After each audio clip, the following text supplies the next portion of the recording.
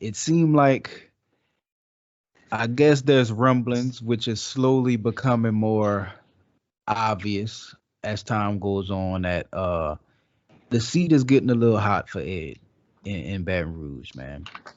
Um, there's been a lot of stuff. I want to read a quote from this article on Yahoo Sports. Um, it says the program that put together perhaps the greatest offensive season in college history 2 years ago can't even get off snaps consistently. Now, this next sentence is what I really want to ask you about, Dan. It says, and after clearing out coordinators on both sides of the ball in the offseason, there's no one left to blame but the head coach. So, starting with that, I'm going to ask if you had to grade Ed's season this year so far, what you rating him? And then what do you think he would have to do to potentially save his job, if possible? Like, do you think it's even possible for him to save it at this point? Well, I think a coaching job right now, just dealing with the moving parts. I give him a B right now. I go ahead and give him a B minus. Reason I say it is new coordinators, you switched them out. I really believe that he made the right choice in the defensive coordinator. I think Deontay Jones is doing an excellent job with the defense.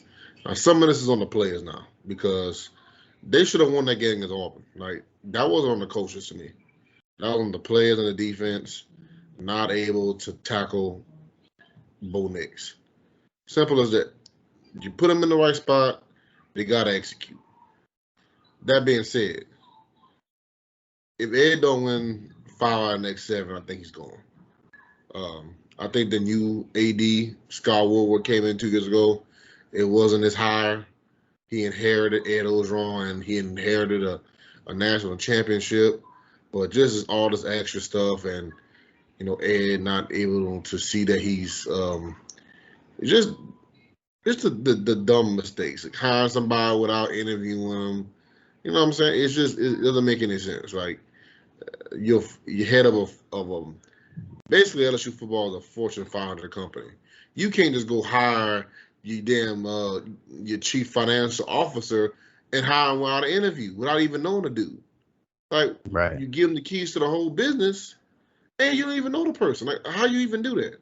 So you putting your job and your financial safety on the line for somebody you didn't even know was okay for the job. So I give him a big ding on that, but I think if it was anybody else, if this was still the old regime with the old AD, I think it would be safe for another year. But just being Scott Woodward, I see how he does with coaches. He's not afraid to fire anybody. He's not afraid to go to the big hire. I think if the right candidate comes available, which I think there's one, like I said, like I talked about the other show about 2 weeks ago, if he has the right one available in mind, he probably is down the road 45 minutes, I think he pulls the trigger. Now, if he doesn't have the person lined up, I think he might hold on to Ed for one more year, depending on the outcome. I think he has to get to 8 wins. If he doesn't get to 8 wins, he's gone. I think that'll be the minimum. He got to beat Kentucky, and he's going to have to beat ULM, and they got somebody else on their schedule. And they're going to have to beat either Ole Miss, Arkansas. They're going to have to – Ole Miss, Arkansas, or A&M. They're going to have to win one of those games. If they don't, I don't think that they're going to survive the season, man. Right. So I guess when I look at college football, it's a little different the way they handle like turnover and staff. Like obviously the player cycle in and out, 4 years max. You know what I'm saying? I feel like it's a whole lot easier to have turnover in coaching staff because you kind of starting from a ground zero every year anyway. You know what I mean? Now this way I'm gonna ask Jerrette. So we know with the NFL, right? If let's say the Saints don't make the playoffs this year, which obviously now I don't even know, but I think Sean Payton is safe. Like his job is safe. Like that he has no threat of being fired. You know what I'm saying? Whereas in college, I don't think that's the case.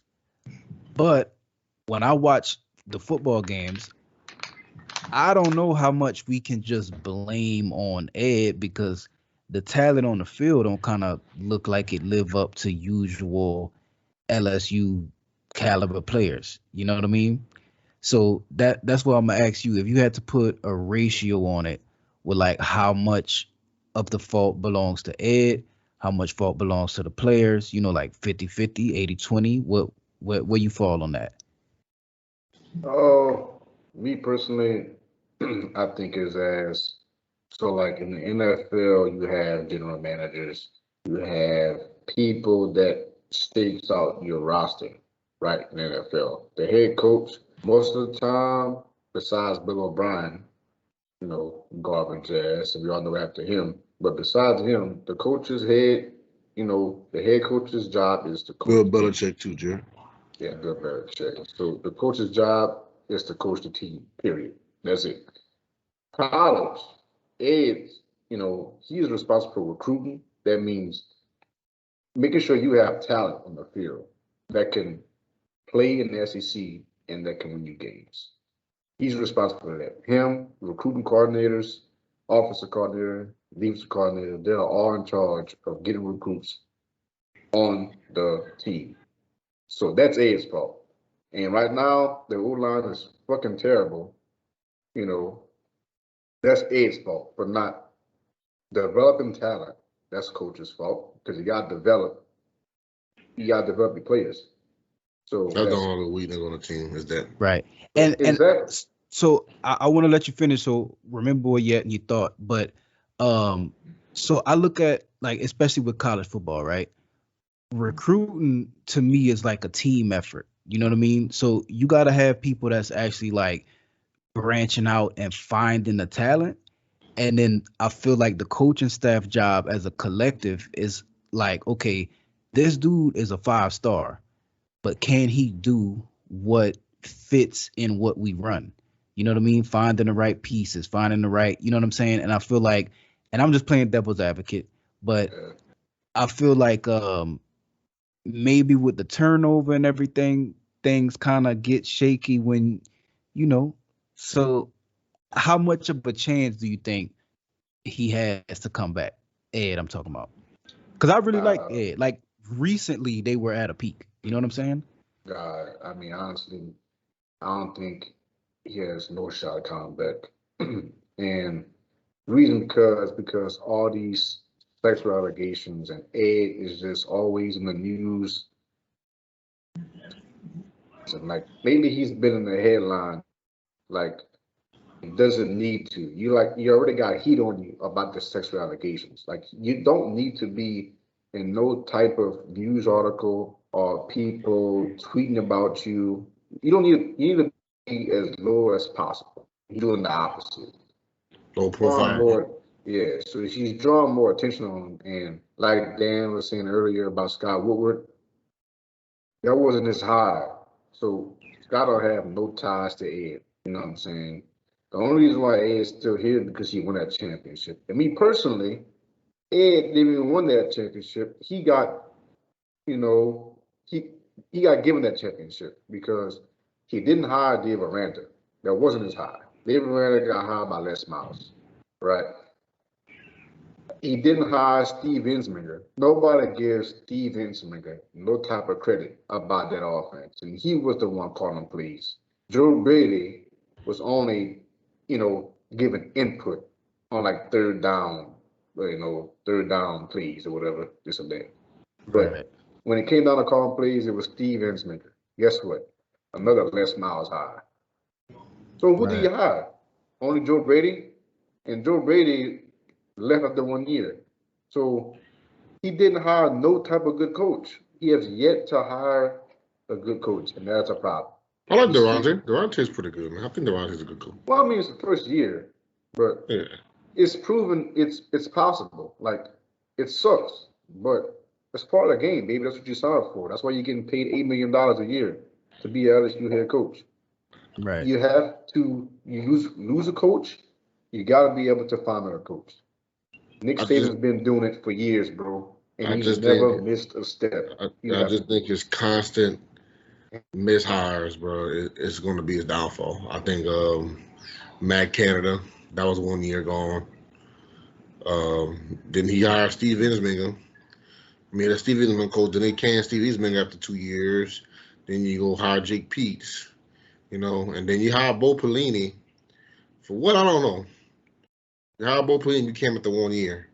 Like, you just, I just don't understand, like what his train of thought and who's his PR director and who's his publicist and who is, his manager or secretary. Somebody got to be keeping Ed out of the news and keeping him on track, because I don't even know how it's even possible him hiring Bo Pelini without even giving him an interview. Like, I just can't fathom that. How in the hell is that even possible? Like, Ed ain't even, like, I don't understand. Like, he doesn't, I mean, he makes his staff, but at the end of the day, people got to sign off on it. Like, I mean, I just don't understand what's going on.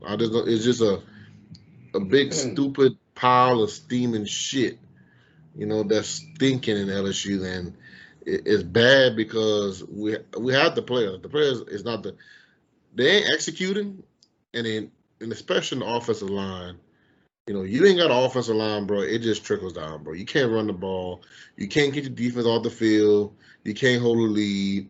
And you can't let Max Johnson throw the ball 50 times a game, bro. Like, Max is really good. I think Max could be, his numbers speak for itself, bro. Like, he's in top 10 in the nation. But when you can't run the ball and give him a break, give him some type of balance, damn,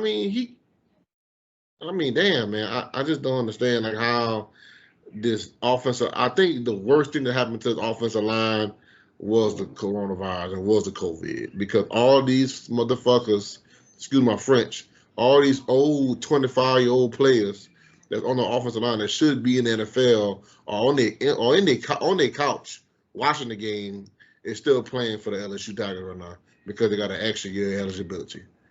Liam Shanahan, Ed Ingram, Chasing Hines, these Austin Deculus, those are all 5 and 6 year seniors. You know what I'm saying? It just is horrible, bro. Like, I just can't fathom. And Ed will not swallow his pride and bench him, bro, because he's a big, he's real big on, like, LSU laws. He's a good Tiger, all this other bullshit he be spitting. He real big on that. So he ain't gonna bench a 5th and 6 year senior to put in obviously a better option, a freshman or a sophomore that we have waiting in the wings, ready to go. It's just terrible. But do we even have that waiting in the wings? Because from what I hear, we don't. That's why he's keeping him on the field. He doesn't have no type of trust in those backups.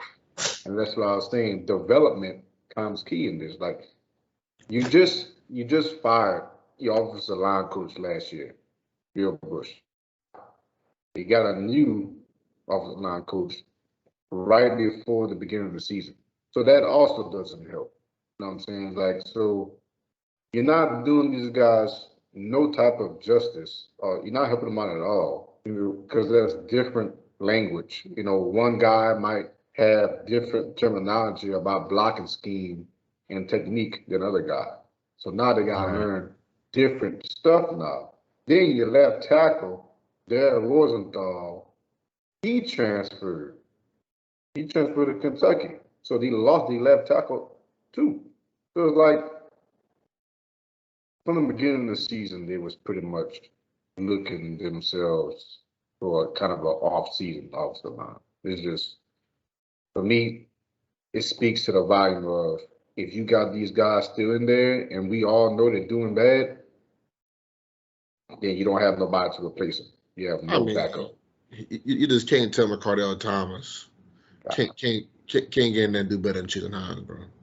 You can't tell me that Martinez can't get in there and do better than Ed Ingram. We got Marcus Dumerville, Thomas Perry. None of those guys been getting no type of PT, bro. We got to play him, bro. At this point, you have to play him. Right. Practice don't mean shit. Yeah, I think we all can agree that the seat is hot for him.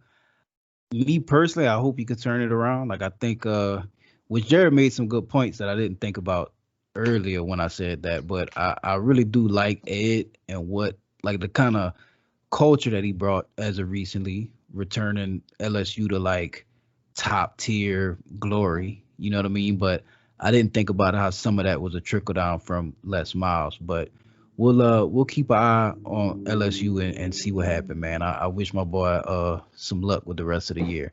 But He gonna need it.